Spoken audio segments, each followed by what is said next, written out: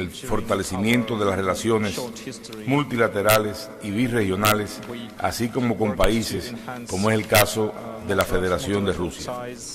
Nuestra región ofrece enormes oportunidades para el intercambio y la cooperación, y nuestra experiencia exitosa de diálogo ha producido la declaración conjunta CELAC, Federación de Rusia, en el 2015, en el marco de las Naciones Unidas, basada en el deseo mutuo de promover la paz, con apelo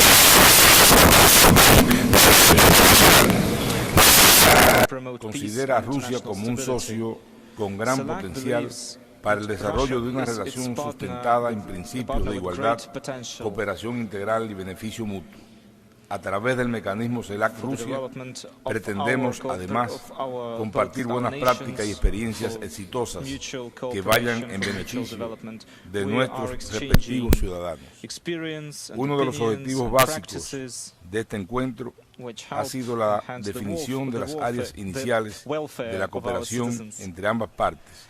También la intensificación del diálogo político y el fenómeno de nuevas vías de comercio e inversión beneficiosa para todos. Hemos identificado 3 áreas fundamentales de interés común en las cuales trabajaremos hasta alcanzar resultados mutuamente favorables.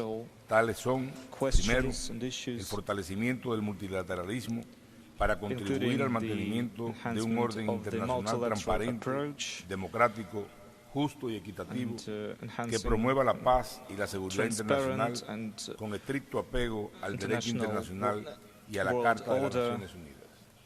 Segundo, la creación de programas de capacitación e intercambio de experiencias exitosas, donde tratamos la seguridad ciudadana, el problema mundial de las drogas, la formación en diplomacia, ciencia, tecnología e innovación, entre otros, en aras del interés compartido en el desarrollo sostenible. Fomentaremos la cooperación en la gestión integral de riesgos, de desastres y en la lucha contra los efectos del cambio climático. Y tercero, el fomento del diálogo de negocios CELAC-Rusia a través de la promoción de inversiones y del intercambio de productos, especialmente lo de valor agregado, el turismo y otros servicios y demás áreas de comercio.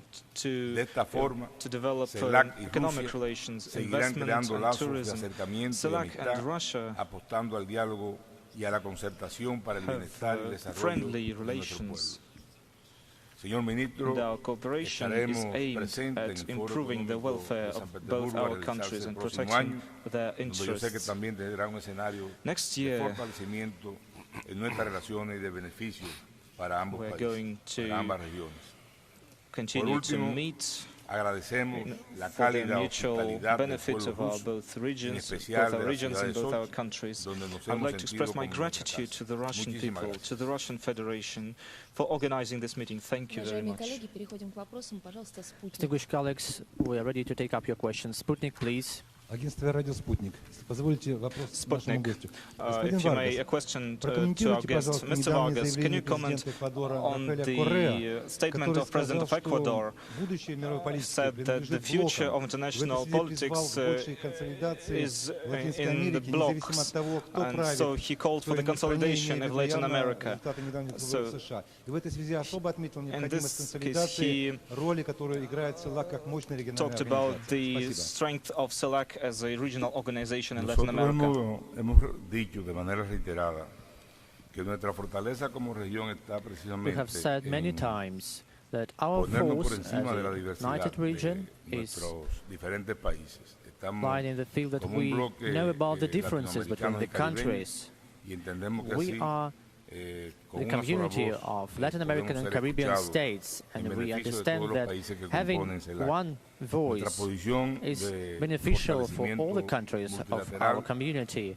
As for reinforcing multilateral relations and upholding peace and security in the world, we are united by that very goal, the whole region. Пожалуйста, агентство ТАСС.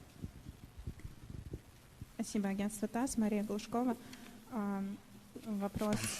My question is to Mr. Lavrov. On the 6th of November in Nicaragua, there were presidential elections, and the result was that Daniel Ortega became once again the prime minister.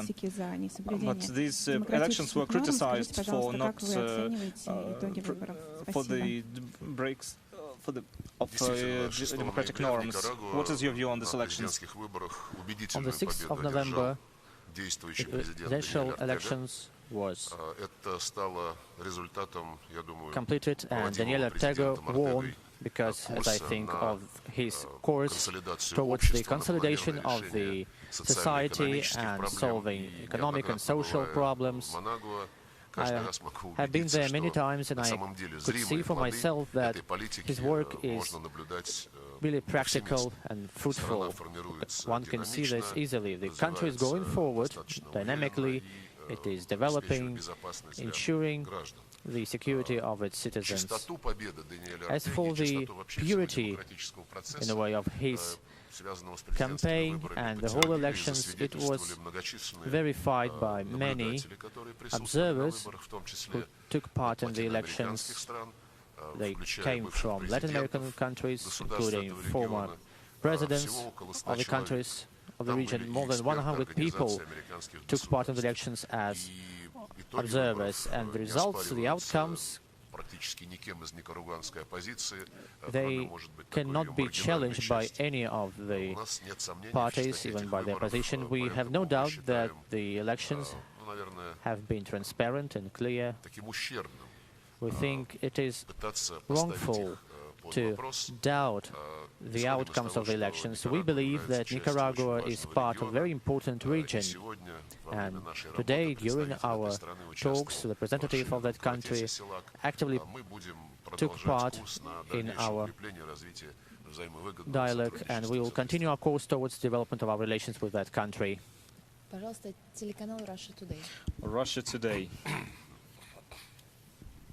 Soy Asier Muizarra, de RT en español. Tengo dos cuestiones para el señor Lavrov, ministro de Relaciones Exteriores de Rusia. La primera, en este caso, ¿cómo puede evaluar las perspectivas de solución de la crisis política en Venezuela, abierta en Venezuela, a través del diálogo entre el gobierno de Nicolás Maduro y la oposición, que además cuenta con la mayoría de la Asamblea Nacional? Y la segunda, en este caso también, ¿cómo puede evaluar la posible solución de la crisis política en Colombia a través de ese reciente firmado nuevo acuerdo entre el gobierno colombiano y la oposición armada de las FARC? With the FARC, as you know. Can you comment on that, please? As for the situation in Venezuela, that is a friendly country, and the situation there is quite fragile. But still, we are optimistic because we think that the way out can be found.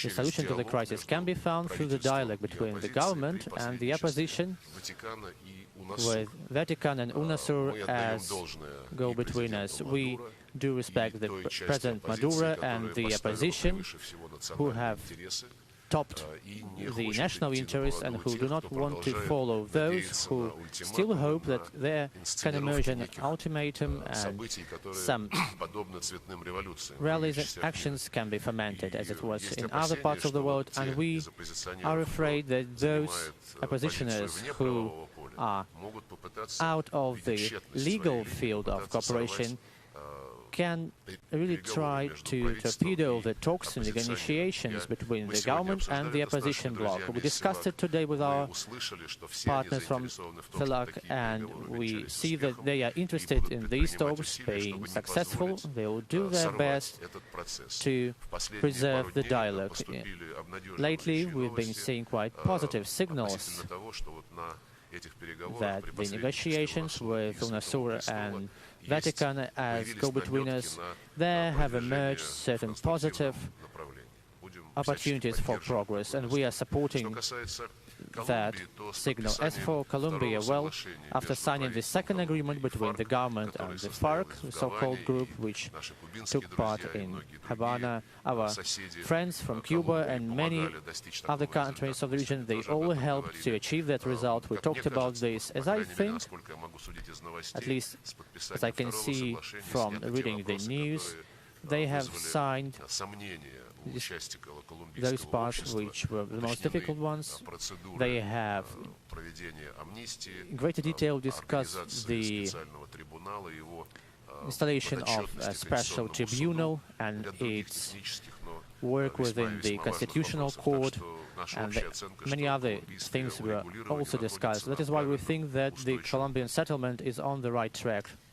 If there are any more questions, then we're ending the press conference. Thank you for participation. Gracias.